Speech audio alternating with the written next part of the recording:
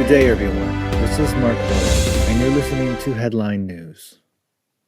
Blinken says the CCP's lack of transparency in the epidemic has become a problem, and Hong Kong people should receive U.S. assistance. The new U.S. Secretary of State, Anthony Blinken, said on Monday, February 1st, that Beijing has been ambiguous in its handling of the corona/CCP virus outbreak and has not kept its promises on Hong Kong, decreeing that the CCP has undermined the principle of a high degree of autonomy for Hong Kong, and that the U.S. should provide help for the Hong Kong victims of communist suppression. In an interview with NBC News, Blinken said that while the WHO sent personnel to Wuhan, China to investigate the origins of the outbreak, Beijing's performance in allowing experts access to the site where the virus was found was still falling far short of the mark. He also said the lack of transparency in the handling of the outbreak is a profound problem that the Chinese authorities must address. According to the report, the Lowy Institute, an Australian think tank, released a survey on January 28th that assessed the performance of 98 countries around the world in responding to the CCP virus outbreak. During the interview, Blinken addressed the issue of Beijing's Hong Kong version of the national security law and the creation of pocket crimes, such as criminalizing acts of secession and subversion that have led to several arrests of pro-democracy activists and protesters in Hong Kong. Blinken said that Beijing's implementation of this national security law is egregious and reneges on its promise to give Hong Kong autonomy. Blinken said the U.S. should offer help to Hong Kong people suppressed by the CCP and open its doors to refugees fleeing the political repression, as the UK has promised to do. He said, "We see people in Hong Kong standing up for their own rights, the rights that they felt were guaranteed to them. If they're the victims of repression from Chinese authorities, we should do something to give them a safe haven." Blinken previously echoed former Secretary of State Pompeo's assertion that the CCP has committed genocide and crimes against humanity in its handling of the Uyghurs in Xinjiang. When asked at a Senate Foreign Relations Committee hearing on January 19, 2021, to approve his appointment as Secretary of State in the new administration, whether he agreed with Pompeo's decision, Blinken replied, "That would be my judgment as well."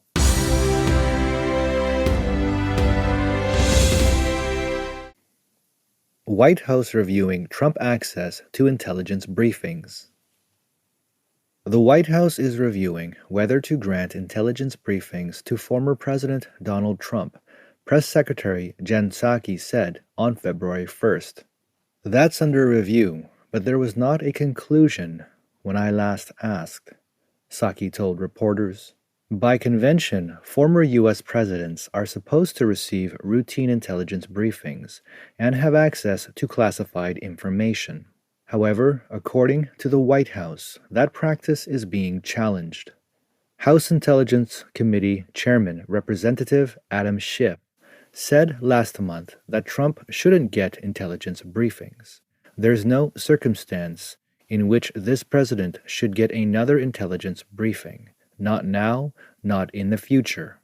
I don't think he can be trusted with it now, and in the future he certainly can't be trusted." That view was echoed by Susan Gordon, Trump's former principal deputy director of national intelligence, who penned an open letter in the Washington Post arguing that Trump should be cut off from further briefings on January 20th. White House Chief of Staff Ron Klain has previously said that the Biden team would check the intelligence professionals before making a decision. "We'll certainly look for a recommendation from the intelligence professionals in the Biden administration," Klain told CNN on January 17th. The campaign to cut Trump off from intelligence briefings is part of a larger effort to ostracize him from the public and the government. Last month, the Democrats impeached Trump for the second time in just over a year, alleging that he incited an insurrection and are seeking a conviction in the Senate that would bar him from holding public office. The impeachment alleges that Trump incited the mob that broke into the Capitol on January 6th in a speech that same day. Trump denied claims that the speech incited riots in Congress and said his speech was misinterpreted by the media and political circles. He mentioned that in the speech given that day, he himself urged protesters to make their voices heard peacefully. He has since repeatedly condemned the violence. In the wake of the congressional riots, major social media platforms such as Twitter and Facebook have banned Trump's accounts, cutting a direct line of communication he had with tens of millions of followers. Trump currently operates an official Office of the Former President in Florida as a public outlet for his voice. Recently, Trump's aides mentioned in an interview that he intends to help Republicans retake the majority in Congress in 2022.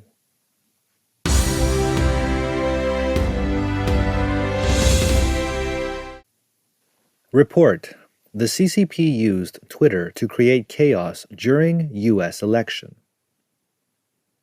A study by Cardiff University shows that the Chinese Communist Party was using Twitter to weaponize opposition against America and the Trump administration.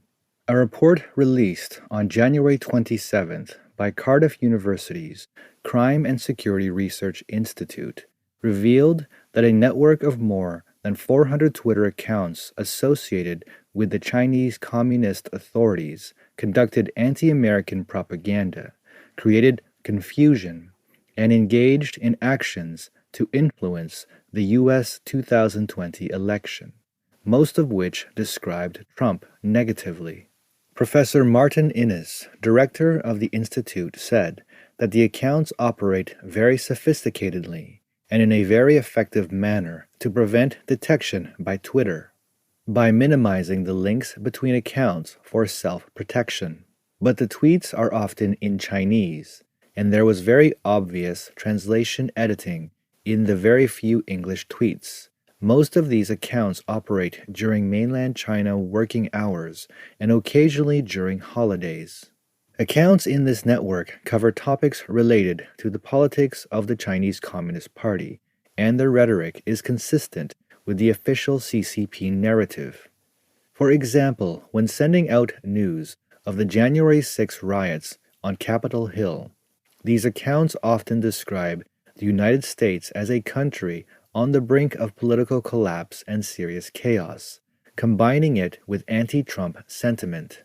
In addition to the topic of the U.S. election, these accounts vilified Hong Kong people's anti-communist sentiments and referred to the diplomatic measures taken by the U.S. and the U.K. in response to the crisis in Hong Kong as intervention.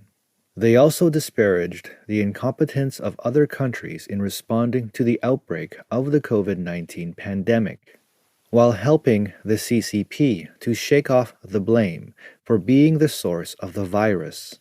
The report writes, on the balance of probabilities, it is unlikely that the network operates without some official awareness and/or guidance. This is significant given the levels of influence and interference in U.S. politics that the accounts have engaged in. Former U.S. Director of National Intelligence, John Ratcliffe, has also said that the CCP tried to interfere in the U.S. 2020 election, stating in a letter to Congress that, based on all available intelligence, using as-is definitions, and free from political considerations or undue pressure, we conclude that the Chinese Communist Party is attempting to interfere in the U.S. 2020 election. This concludes today's broadcast. Thank you for your time, and stay tuned for the next Headline News.